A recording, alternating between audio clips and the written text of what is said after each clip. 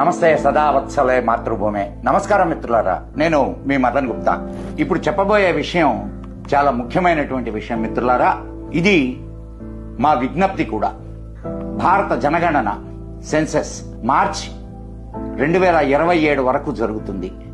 జనగణన అధికారులు త్వరలో మీ ఇంటికి వచ్చి మీ వివరాలు సేకరిస్తారు. మీ మాతృభాష గురించి అడిగినప్పుడు మీ భాషను తెలుగు లేదా మీ మాతృభాష ఏదో అది చెప్పండి.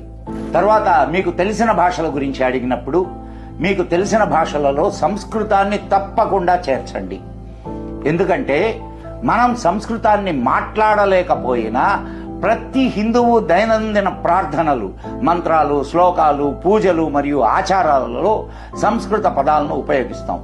ఈ విషయం దయచేసి గమనించండి. గత జనగణన ప్రకారం దేశంలో సంస్కృతం మాట్లాడే వారి సంఖ్య కేవలం 2 లక్షలు మాత్రమే. కానీ దేశంలో సాధారణంగా ఎవరూ మాట్లాడని అరబిక్ మరియు పర్షియా భాషలు మాట్లాడే వారి సంఖ్య 1 కోటి కంటే ఎక్కువ ఉంది. అలాగే 15 కోట్ల మంది ఉర్దూను ఇంట్లో మాట్లాడుతున్నట్లు నమోదు చేశారు. ఈ సంఖ్యల ఆధారంగా వారికి ప్రభుత్వ సహాయం మరియు నిధులు లభించాయి. సంస్కృతం నశించిన భాషగా ప్రకటించబడితే మన ప్రాచీన గ్రంథాలు, వేదాలు, పురాణాలు మొదలైనవి ప్రచురణ ఆగిపోవచ్చు. మన సాంస్కృతిక మూలాల నుండి మనం దూరం అవుతాం. చివరికి మన పూజా విధానాలు కూడా తగ్గిపోవచ్చు. మన పండుగలు కేవలం శబ్దంతో కూడిన డీజే పాటలకు మాత్రమే పరిమితం కావచ్చు. సంస్కృతం భారతదేశంలోని అత్యంత ప్రాచీన భాష, భారతీయ భాషల తల్లి. ఇది సులభమైన, అందమైన భాష.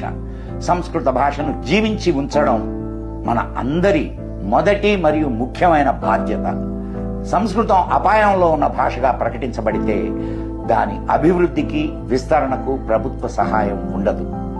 అప్పుడు అది శాశ్వతంగా నశించే ప్రమాదం కూడా ఉంది. మన అవగాహనతో చేసిన కృషి మాత్రమే సంస్కృతాన్ని కాపాడగలదు.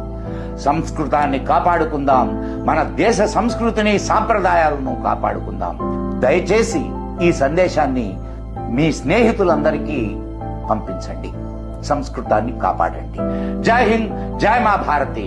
నమస్కారం మిత్రులారా, మీ మదన్ గుప్తా.